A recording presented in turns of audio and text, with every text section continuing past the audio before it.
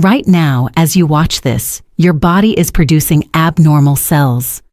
Not because you're sick, not because something has gone terribly wrong, but because that is what the human body does every single day as part of normal biological activity. Cell division happens constantly, trillions of times throughout your life, and every time a cell divides, there is a small possibility of an error, a mutation, a cell that doesn't behave the way it should. In younger, healthy bodies, the immune system catches most of these errors. It identifies the abnormal cells, flags them, and destroys them, usually before they ever have the chance to become anything dangerous.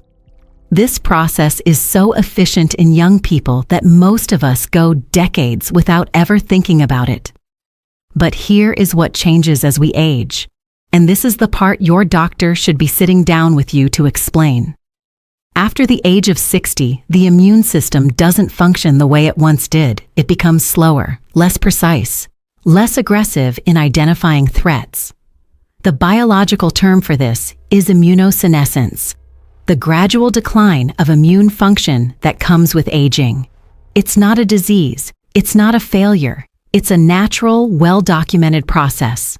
But what it means in practical terms is this: the same body that once efficiently swept up abnormal cells every day is now doing that job less effectively. And that gap between the cells being produced and the cells being caught is where the risk lives.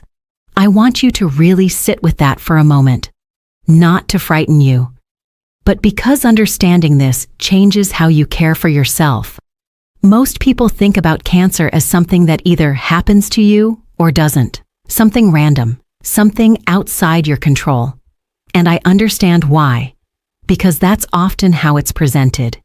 You hear a diagnosis and it feels like something arrived from the outside, like a storm that came without warning. But the biology tells a different story. Cancer doesn't usually arrive suddenly. It develops gradually, over months or years, from cells that accumulated errors, evaded immune detection, and were given conditions that allowed them to survive and multiply. And the conditions that allow them to survive, those are often things we can influence. This is what I want to explain to you today, because this conversation is one I believe every person over 60 deserves to have with their doctor. Not to live in fear, but to live informed. Let me ask you something. When was the last time you felt truly energized? When was the last time you woke up and felt clear-headed, physically strong, genuinely well-rested? If you had to pause before answering that, if the honest answer is, I'm not sure, or it's been a while, I want you to understand that chronic fatigue, persistent low energy, and general physical decline are not simply the price of getting older. They can be signs of something deeper going on in your body. And one of the things they can reflect is a compromised immune environment, a body that is running on less than it needs to maintain effective cellular surveillance. I'm not saying every tired senior has cancer. That would be irresponsible and untrue. What I am saying is that the body communicates. It sends signals. And one of the most dangerous habits we develop, especially as we age, when we've been told by everyone around us to expect certain changes, is the habit of normalizing those signals instead of investigating them. If you've subscribed to this channel, I want to ask you to leave a comment below right now. Tell me your age and tell me where you're watching from. I genuinely want to know who's in this community. And if what I'm sharing today is resonating with you, if it's giving you information you didn't have before, please hit the like button and subscribe so you never miss a conversation like this one. Because what we talk about here is the kind of information that can genuinely change outcomes. Now, let me get back to what the science actually shows us about why aging increases cancer risk, because it goes beyond just the immune system. One of the most important factors is chronic inflammation. By the time most people reach their 60s and 70s, there is a low-grade, persistent inflammatory state in the body that researchers have begun calling inflammaging. This is not the inflammation you feel when you sprain an ankle or get an infection. This is a quiet, systemic, ongoing activation of inflammatory pathways that produces no obvious symptoms but creates an internal environment that, over time, is biologically favorable to cancer cell growth. Chronic inflammation can damage DNA, disrupt the signals that tell abnormal cells to self-destruct, and suppress the immune responses that would otherwise eliminate threats. What drives inflammaging? A number of well-documented factors. Poor sleep quality, and this is one that I see chronically underestimated. Sleep is not rest time. Sleep is repair time. It is the period when the body does its most important maintenance, including immune regulation, cellular cleanup, and the removal of metabolic waste. When sleep is consistently poor, whether because of pain, anxiety, sleep apnea, or simply aging-related changes in sleep architecture, the inflammatory burden on the body increases. Over years and decades, that burden compounds. Dietary patterns are another major driver. The research on this is vast and consistent. Diets high in ultra-processed foods, refined sugars, and industrial seed oils promote systemic inflammation. They also contribute to metabolic dysfunction, disruptions in how the body handles blood sugar and insulin, which has been independently associated with increased cancer risk in multiple types of cancer. Conversely, diets rich in vegetables, fiber, healthy fats, and adequate protein support anti-inflammatory pathways and provide the micronutrients the immune system requires to function well. Physical inactivity is another factor that goes deeply underappreciated. Regular moderate movement, and I'm not talking about running marathons. I'm talking about walking, light resistance exercise, consistent daily activity, has measurable effects on immune function, inflammation levels, and the body's ability to maintain what scientists call immune surveillance. When movement drops off, as it often does in later years due to pain, mobility issues, or simply routine, the biological consequences are not neutral. And then there is stress. Chronic psychological stress, the kind that many older adults carry silently, whether from loss, isolation, health concerns, or financial worry, has direct biological effects on immune function. Sustained elevated cortisol levels suppress certain immune responses, and the relationship between psychological stress and immune competence in older adults is an area of active and serious research. I want to pause here because I realize I've been giving you a lot of information, and I want to make sure you feel something beyond information.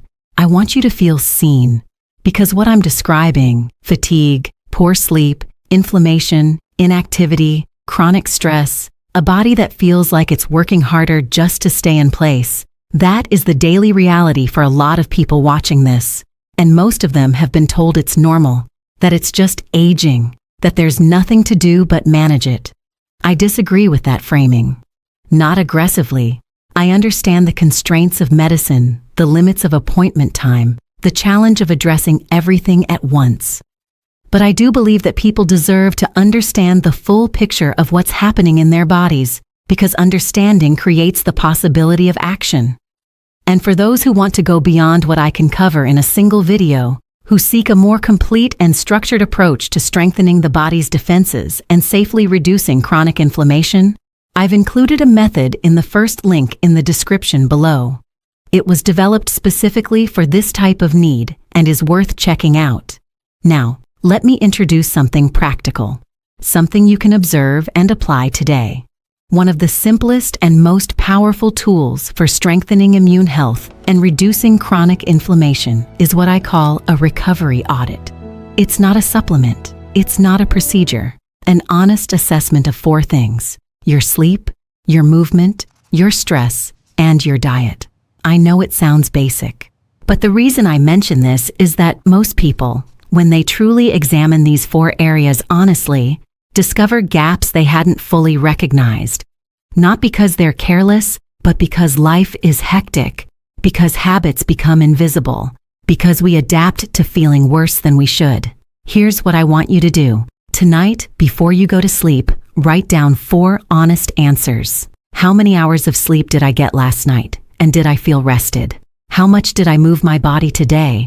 Not exercise necessarily, just movement. What did I eat in the last 24 hours that I know isn't serving my health? And finally, what am I carrying emotionally right now that I haven't addressed? This is not a cure. It is not a medical treatment, but it is the beginning of awareness, and awareness is where every meaningful health change starts. What you discover in that audit is exactly the kind of information that is useful to bring to your doctor, because it gives them something concrete to work with, beyond the routine numbers from a blood panel. Speaking of which, if you are over 60 and you have not had a comprehensive conversation with your physician about cancer screening, immune health, inflammation, and your individual risk profile, I want to encourage you, gently but firmly, to request that conversation. Not because something is wrong, but because the window in which early detection and prevention are most effective is exactly the window many people leave unused. Colonoscopy, skin checks, PSA for men, mammography, lung screening for those with relevant risk factors. These tools exist, they work, and they are most powerful when used before there is reason for concern. Here's something else I want you to understand, because it comes up often and it matters. Not all abnormal cells become cancer. The body has multiple layers of defense: immune surveillance, programmed cell death, tumor suppressor genes. And when these systems are functioning reasonably well, the vast majority of abnormal cells never progress.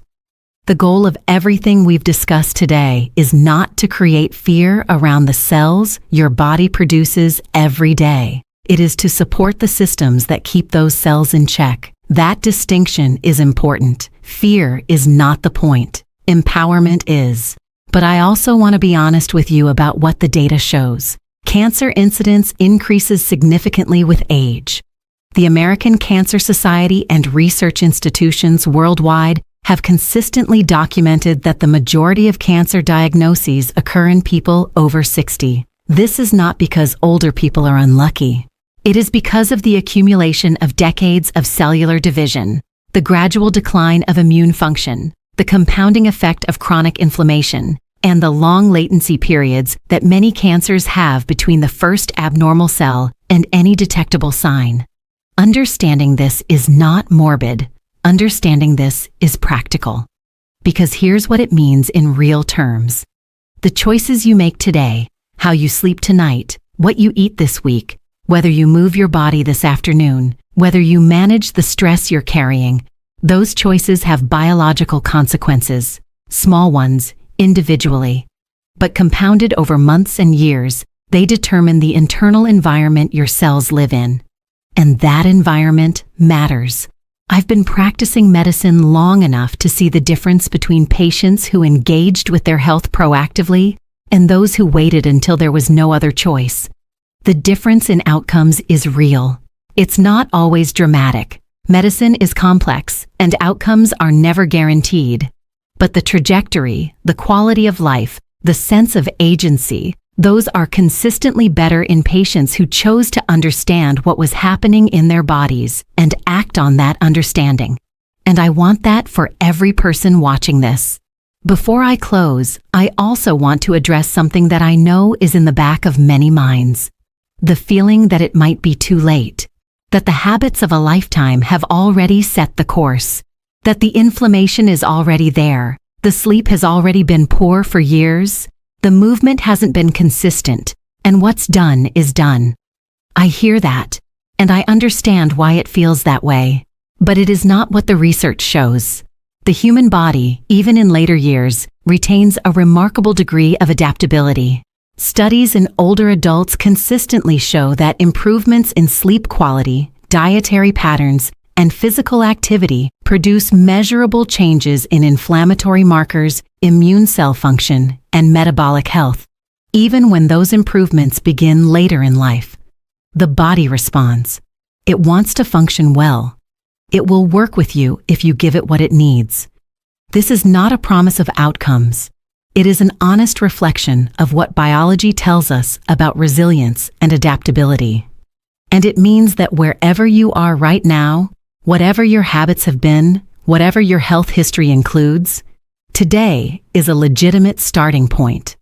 If you're watching this and you've been feeling that your body is sending you signals you've been ignoring, fatigue, unexplained weight changes, persistent discomfort, something that just doesn't feel right, I want to say this directly. Please don't wait.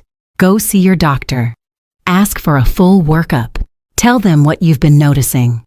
Push for answers if the first response is dismissal. You know your body, and your observations matter.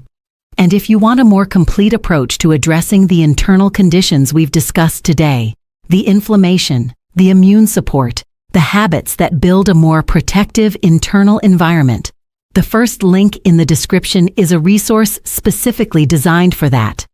It's structured, it's grounded in what actually works, and it's there for anyone who's ready to take this further. If you've made it to this point in the video, I want to take a second to remind you. If you haven't subscribed yet, please do. What we discuss here is the kind of information that belongs in every household, and subscribing means you'll be here for the next conversation. Because what we've covered today is only part of the picture. There is more to understand about how the body ages, how it defends itself, and what we can do to work with it rather than against it. And there are things about the signals your body sends, signals most people brush off as ordinary, that deserve a much more careful look. In the next conversation, I want to take you deeper into one of the most under-recognized areas of immune health in aging, something that affects the vast majority of people over 65 and is almost never discussed in a routine appointment. The connection is surprising, the implications are serious, and the actions available to you are real. You don't want to miss it. Take care of yourself. Pay attention to what your body is telling you. And remember, being informed is not the same as being afraid. It is the opposite. Knowledge is what allows you to make choices that matter, and you deserve to make those choices with full information. I'll see you in the next one.